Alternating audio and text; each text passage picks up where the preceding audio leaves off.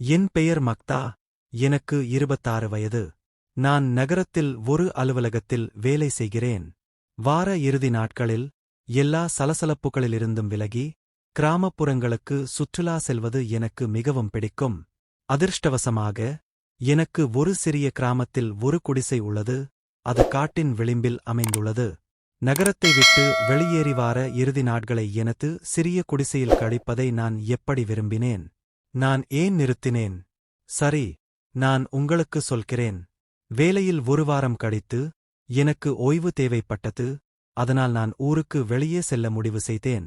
நான் வீட்டிற்குச் சென்று என் பைகளை அடைத்து அவற்றை டிரங்குக்குள் எறிந்துவிட்டு ஓட்டினேன். நான் கிராமத்திற்கு வந்தபோது சாயங்காலமாகிவிட்டது. நீண்ட பயணத்தால் நான் சோர்வாக இருந்தேன். நான் நேராக படுக்கைக்குச் சென்று விரைவாக தூங்கிவிட்டேன். நள்ளிரவில் என் கார் அலாரம் அடிக்கும் சத்தம் கேட்டு விழித்தேன். நான் ஜன்னலுக்கு வெளியே பார்த்தேன். ஆனால் கண்ணில் யாரும் இல்லை. எனது கார் சாவியைக் கண்டுபிடித்தேன். அலாரத்தை அணைக்க பட்டனை அழுத்தினேன். பயங்கர சத்தம் நின்றதும் மீண்டும் படுத்து உறங்க முயற்சித்தேன். திடீரென்று மீண்டும் அலாரம் அடித்தது. எனக்கு எழுந்திருக்க மனமில்லை. அதனால் என் சாவியைப் பிடித்து மீண்டும் பட்டனை அழுத்தினேன். எல்லாம் அமைதியாகவும் இருந்தது. 5 நிமிடங்களுக்குப் பிறகு 3வது முறையாக அலாரம் அடித்தது. ஓரிரு முறை விபத்து நடந்திருக்கலாம். ஆனால் இப்போது என்ன நடக்கிறது என்று யோசித்துக் கொண்டிருந்தேன். நள்ளிரவில் யாராவது என்னை ஏமாற்றிக் கொண்டு இருக்க முடியுமா? நான் மீண்டும் எழுந்து அலாரத்தை அணைக்க பொத்தானை அழுத்தினேன். ஆனால் இந்த முறை நான் படுக்கவில்லை.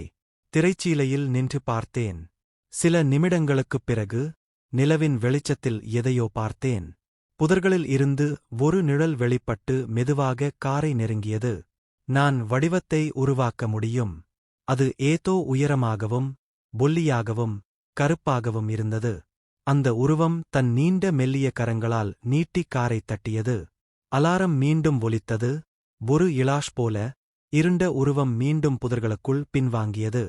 அந்த நேரத்தில் என்ன நடக்கிறது என்பதை உணர்ந்து பயத்தில் நடுங்க ஆரம்பித்தேன். அலாரத்தை அணைத்துவிட்டு தொடர்ந்து பார்த்தேன். விஷயம் மீண்டும் புதர்களில் இருந்து வெளிப்பட்டு வாயிலுக்குச் சத்தமில்லாமல் சரிந்தது. அவர்கள் வழியாக ஒரு கையை எறிந்து கதவுகளை மூடியிருந்த பகிர்வை அகற்றினார். நான் பயத்தில் முடங்கினேன். என்னால் நகர முடியவில்லை. என் மனம் பீதியான எண்ணங்களால் மூழ்கியது. அது என்ன? அது என்னிடமிருந்து என்ன விரும்பியது? அது என்ன செய்து கொண்டிருந்தது? அது எப்போதாவது போய்விடுமா? ஒரு நடுக்கம் என் உடலில் என் தலை முதல் கால் விரல்கள் வரை ஓடியது. என் வாய் வறண்டு இதயம் வேகமாக துடித்தது. நான் மிகவும் பதட்டமாக இருந்தேன். நான் பற்களை கடித்து கைகளை முஷ்டிகளாக இறுக்கிக் கொண்டிருந்தேன். நான் என்னைக் கட்டுப்படுத்திக் கொண்டு என் கால்கள் என்னைச் சுமந்து செல்லும் வேகத்தில் மாடிப்படிகளில் இறங்கி தரைத்தளத்திற்கு ஓடினேன். என்னைப் பாதுகாத்துக் கொள்ள நான் பயன்படுத்தக்கூடிய ஒன்றைத் தேட விரும்பினேன். இருப்பினும் நான் விளக்குகளை அணைக்கப் போகிறேன். திடீரென்று என் தடங்களில் உறைந்தேன். இருண்ட உருவம் ஜன்னலில் இருந்தது. அது கண்ணாடிக்கு எதிராக அழுத்தி உள்ளே பார்த்துக்கொண்டு வீட்டில் யாராவது இருக்கிறார்களா இல்லையா என்று பார்த்தார். நான் உடனே சோபாவின் பின்னால் இறங்கி வெளியே எட்டிப் பார்த்தேன். காரின் இந்த வித்தைகள் எதற்கு என்று அப்போதுதான் உணர்ந்தேன். அது பாதிக்கப்பட்டவர்களை வெளியில் இழுக்க முயன்றது. அதன் அருவருப்பான முகத்திலிருந்து என் கண்களை எடுக்க முடியவில்லை. தோல் சாம்பல் நிறமாகவும் சுருக்கங்களால் மூடப்பட்டதாகவும் இருந்தது. அதன் கண்கள் சிறியதாகவும் மணிகள் மற்றும் முற்றிலும் கருப்பு நிறமாகவும் இருந்தது. ஒரு மூக்குக்கு பதிலாக 2 கிழிந்த துளைகள் இருந்தன. அதற்கு உதடுகள் இல்லை. 2 வரிசை கூர்மையான மஞ்சள் பற்கள். அதன் சுவாசம் மிகவும் கனமாகவும் கரகரப்பாகவும் இருந்தது. அது ஜன்னலை மூடிக்கொண்டிருந்தது. அது போகப் போவதில்லை என்றுதான் தெரியும். சில கணங்கள் ஜன்னலில் நின்ற பிறகு முன் வாசலுக்கு வந்தபோது சலசலக்கும் சத்தம் கேட்டது. கதவுக்கு அடியில் இருந்த இடைவெளியில் விரல்களை நுழைக்க முயற்சிப்பதை நான் பார்த்தேன். கைப்பிடி பெருமளவில் மேலும் கீழும் அசைய ஆரம்பித்தது. பின்னர் அந்த உயிரினம் ஒரு குளிர்ச்சியான ஒலியை வெளியிட்டது. அது மனிதக் குரல் போல் இல்லை. கோபமான நாய் எலும்பை மெல்லுவதைப் போல அது ஆழமான மிருகத்தனமான உருமலாக இருந்தது.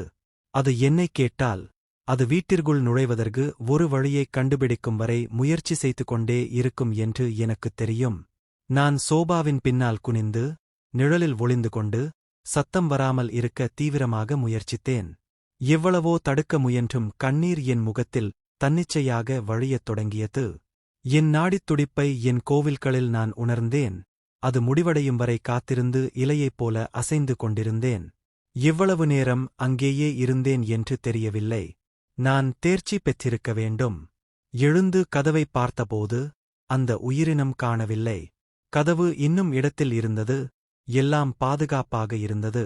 என் வாழ்நாளில் நான் இவ்வளவு நிம்மதி அடைந்ததில்லை. மாடிக்கு ஓடி வந்து ஜன்னல் வழியே பார்த்தேன். வெளியில் வெளிச்சம்.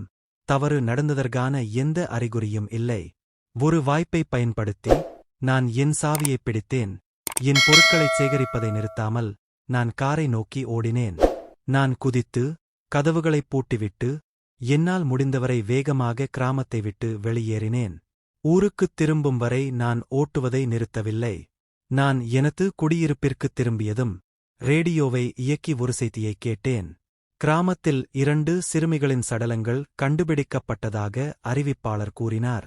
அவர்களின் சடலங்கள் சிதைக்கப்பட்டு சதுப்பு நிலத்தில் வீசப்பட்டன. உயிரினம்தான் தேடுவதைக் கண்டுபிடித்தது என்று நினைக்கிறேன்.